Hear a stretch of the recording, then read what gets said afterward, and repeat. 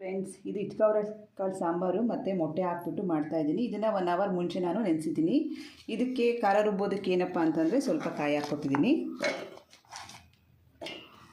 ಆಮೇಲೆ ಟೊಮಾಟೊ, ಆಮೇಲೆ ಶುಂಠಿ ಮತ್ತು ಬೆಳ್ಳುಳ್ಳಿ ಮತ್ತು ಈರುಳ್ಳಿ,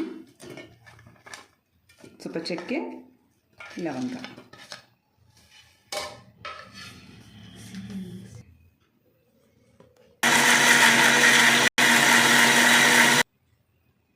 ರುಬ್ಕೊಂಡಿದ್ದೀನಿ. ಅದ್ರ ಜೊತೆ ಮತ್ತೆ ಸ್ವಲ್ಪ ಖಾರದ ಪುಡಿ ಮತ್ತು ಸಾಂಬಾರು ಪುಡಿನೂ ಕೂಡ ನಾನು ಆ್ಯಡ್ ಮಾಡ್ತಾಯಿದ್ದೀನಿ. ಮತ್ತು ರುಬ್ಕೊತಾ ಇದ್ದೀನಿ. ಸ್ವಲ್ಪ ನೀರು ಹಾಕ್ತಾಯಿದ್ದೀನಿ. ಫೈನ್ ಪೇಸ್ಟ್ ಮಾಡ್ಕೋಬೇಕು. ಇದನ್ನು ಈ ಥರ ನೀಟಾಗಿ ಪೇಸ್ಟ್ ಮಾಡ್ಕೊಂಡಿದ್ದೀನಿ. ನೆಕ್ಸ್ಟ್ ಏನಪ್ಪ ಅಂತಂದರೆ ಗ್ಯಾಸ್ ಹಚ್ಕೊಂಡು ಒಂದು ಪಾತ್ರೆ ಇಟ್ಟಿದ್ದೀನಿ. ಸ್ವಲ್ಪ ಎಣ್ಣೆ ಹಾಕೋಣ, ಒಂಚೂರು.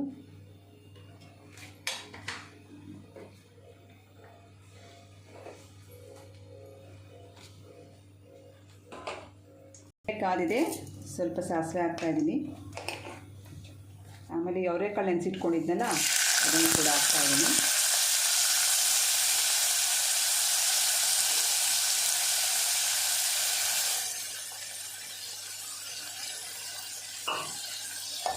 ಸ್ವಲ್ಪ ಒಂಚೂರು ಎಣ್ಣೆಲಿ ಅದು ನೀಟಾಗೆಲ್ಲ ಮಿಕ್ಸ್ ಆಗಲಿ.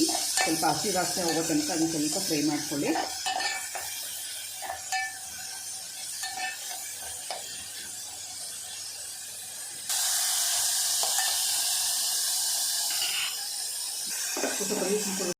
ಇದಕ್ಕೆ ಆ್ಯಡ್ ಮಾಡೋಣ.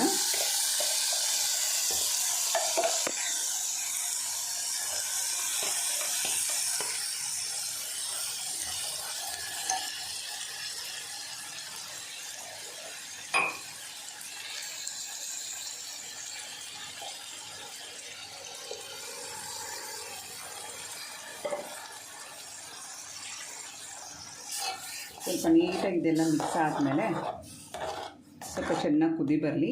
ಆಮೇಲೆ ಇದಕ್ಕೆ ಮೊಟ್ಟೆನ ಆ್ಯಡ್ ಮಾಡೋಣ.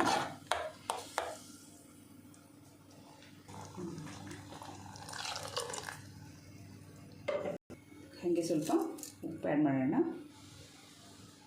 ಇದು ಕುದೀತಾ ಇದೆ. ನಾನು ಹಾಗೇ ಇದು ಮುದ್ದೆ ಮತ್ತು ಚಪಾತಿಗೆ ಸೂಪರ್ ಕಾಂಬಿನೇಷನು. ಬಟ್ ನಾನು ಮುದ್ದೆ ಮಾಡ್ತಾಯಿಲ್ಲ, ಚಪಾತಿ ಎಲ್ಲ ರೆಡಿ ಮಾಡ್ಕೊಂಡಿದ್ದೆ, ಹಿಟ್ಟೆಲ್ಲ ಕಲಿಸ್ಕೊಂಡಿದ್ದೆ. ಸೊ ಅದಕ್ಕೆ ಇವಾಗ ಚಪಾತಿನೇ ಮಾಡೋಣ ಅಂತ ಚಪಾತಿ ಮಾಡ್ತಾಯಿದ್ದೀನಿ.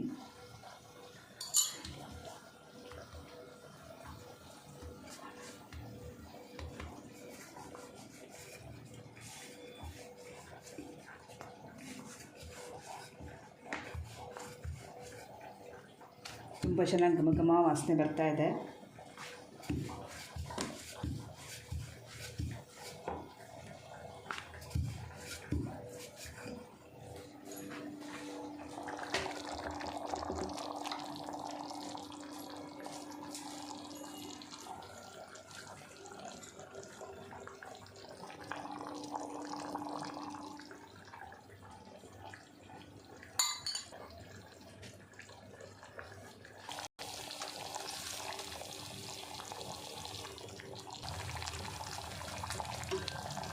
ನಾನು ಸ್ವಲ್ಪ ಚಪಾತಿಗೆ ಎಣ್ಣೆ ಕಡಿಮೆ ಹಾಕೋದು ನಾನು.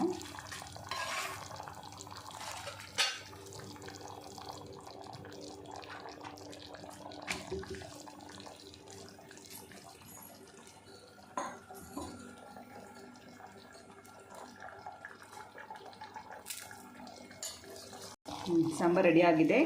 ಇದಕ್ಕೆ ಇವಾಗ ನಾನು 2 ಮೊಟ್ಟೆ ಒಡೆದು ಹಾಕ್ತಾಯಿದ್ದೀನಿ.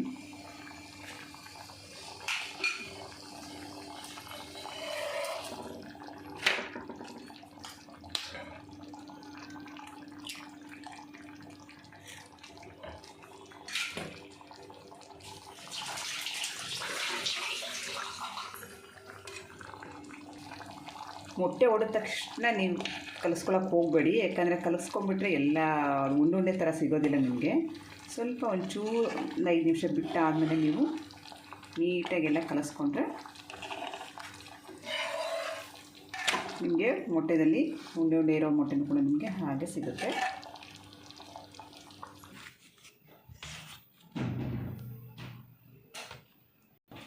ready to eat. Thank you for watching.